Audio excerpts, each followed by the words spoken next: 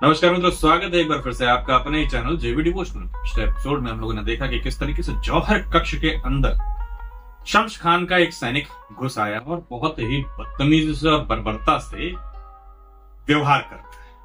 कहीं ना कहीं वो शम्स खान की तरह बनने का प्रयत्न कर रहा है, लेकिन जिस तरीके का उसका व्यवहार यहाँ दिखाई दे रहा है वो व्यवहार बहुत ही बेढंगा है।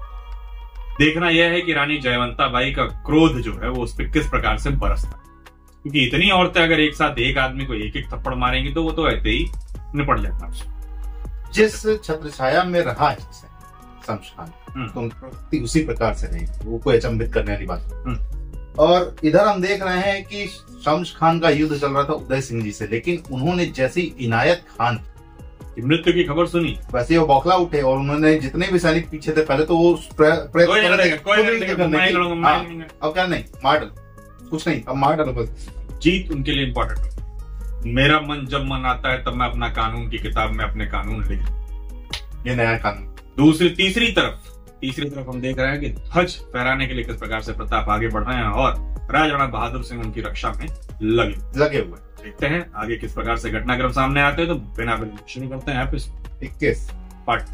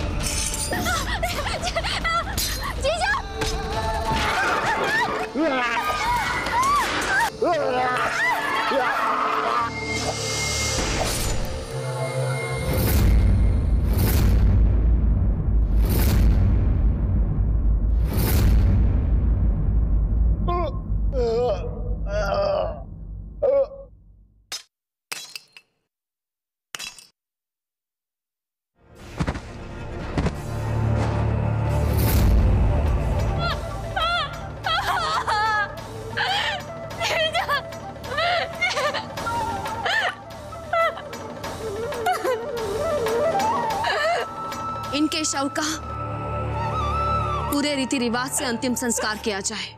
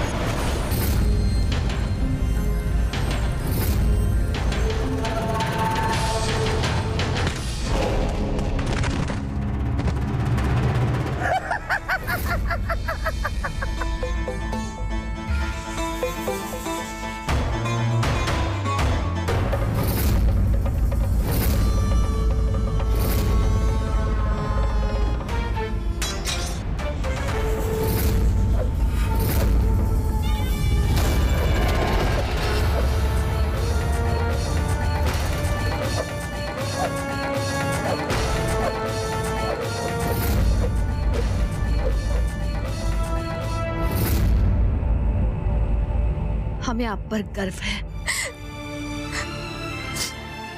राणा जी आज यहाँ होते तो उन्हें भी हम पे गर्व होता, है ना जीजा?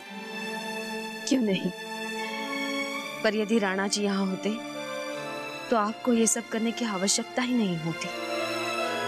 जो भी हुआ, जैसा भी हुआ, पर आज हमें राणा जी की रानी कहलाना सार्थक हो गया। सकती हैं जीजा? हमारे मन में यूं शत्रु से निडरता के साथ सामने करने का बीज कैसे पड़ा? कैसे?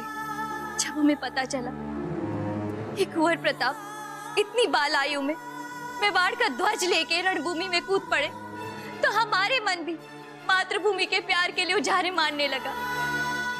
एकलिंगनाथ जी, कुंवर प्रताप की रक्षा करना, उन्हें कुछ नहीं होना चाहिए। हमारा मन कहता है कुंवर प्रताप को कुछ नहीं होगा, कुछ नहीं होगा।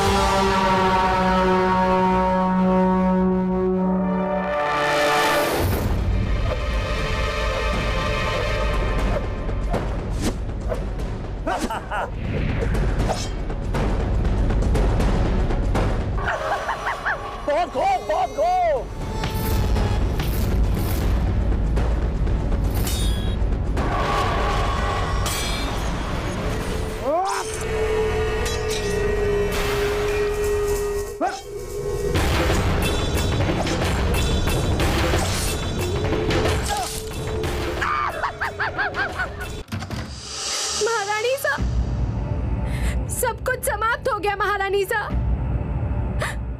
मेवाड़ उजड़ गया। धीरज से बोलो, क्या हुआ? रणभूमि से क्या समाचार है?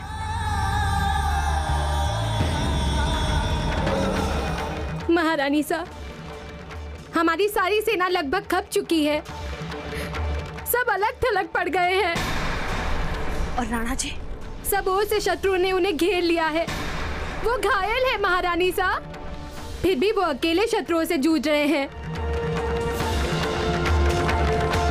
ग्वालियर वाली टुकड़ी भी अब तक नहीं पहुंची है। ऐसे में हमारे सैनिकों का उत्साह दबा हुआ है महारानी साहब। और कीर्ति स्तंभ पे अभी भी अफगानियों का ही झंडा लहरा रहा है। और कुंवर प्रताप, उनकी क्या सूचना है? केवल इतना ही पता चला है कि राजा बहादुर जी की टुकड़ी अभी भी शत्रुओं से जूझ रही है और इसमें हमारे बहुत से सैनिक वीर गति पा गए हैं।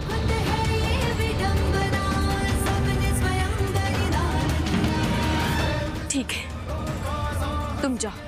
जी।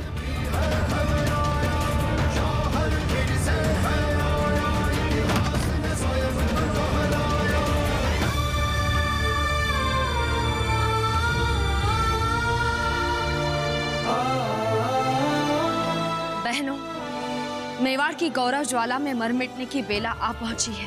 हम तैयार हैं। जय मेवाड़, जय मेवाड़।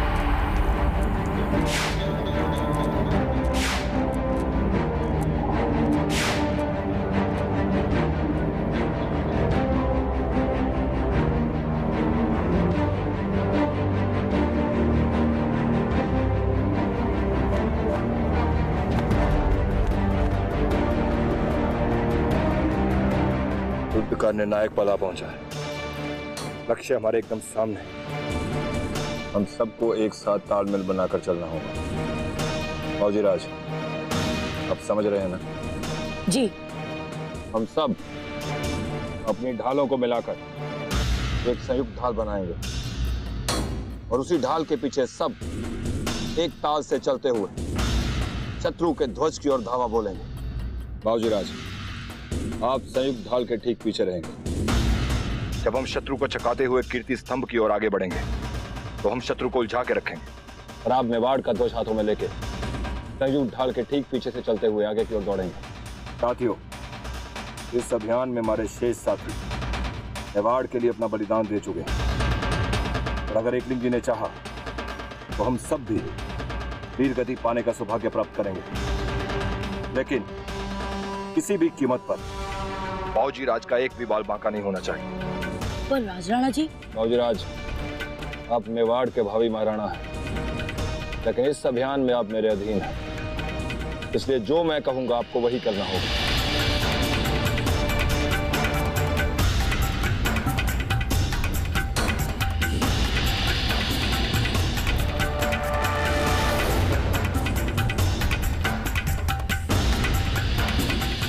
मेवाड़ की स्वाधीनता का प्रतीक ये ध्वज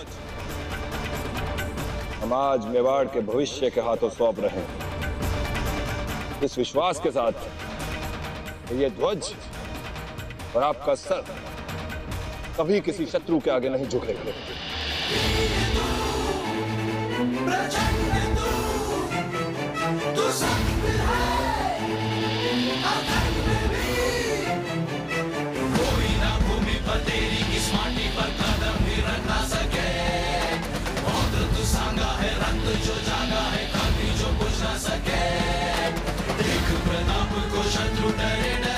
हम आपको वचन देते हैं राज राणा जी, आपका विश्वास अटूट रहेगा। ये ध्वज और हमारा सर कभी किसी शत्रु के आगे नहीं झुकेगा।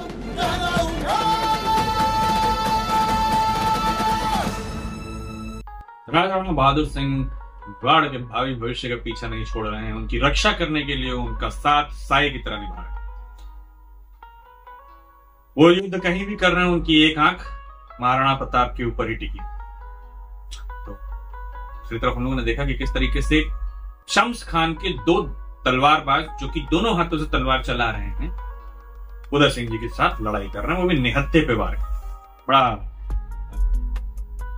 अच्छा सा लग रहा होगा इस वक्त। क्या नाम है, जैसे कि धुक्केबाजी दिखाई जाती है अफगानियों में या मुगलों में, उसी प्रकार का प्रयत्न किया जा रहा है। अच्छा, जो आशाएं हमने लगाई थी जयवंताबाई से, वो कर दिखाया मंजली वाली रानी ने, क्योंकि हमें लग नहीं रहा था, क्योंकि जिस प्रकार से वो भय से कांप रही थी, लेकिन हाँ उसके पीछे का जब उन्होंने प्रेरणा बताई कि मेरी प्रेरणा का स्रोत पता, एकदम से मुझे ऐसा लगा कि हाँ वो इस बाल्य अवस्था में जाके वहां रणभूमि में युद्ध कर रहे हैं और अपने जीवन के लिए कोई चिंता नहीं, कोई भय नहीं। तो मैं बहुत बहादुरी के साथ वो लड़ी। किस तरीके से उन्होंने पहले गुलाल उठा के उनके आंख पे झोंक दिया, उसके बाद मुझे लगा था कि वो झोंक दिया तो अब बाकी का काम जो है रानी जयवंताबाई करेंगी, लेकिन नहीं, सारा काम उन्होंने अकेले ही तमाम किया। तो देखते हैं आगे किस प्रकार से प्रकरण और आगे बढ़ता है। फिलहाल इस एपिसोड को मित्रों करना होगा यही समाप्त। शीघ्र ही मिलेंगे नए के साथ, तब तक के लिए।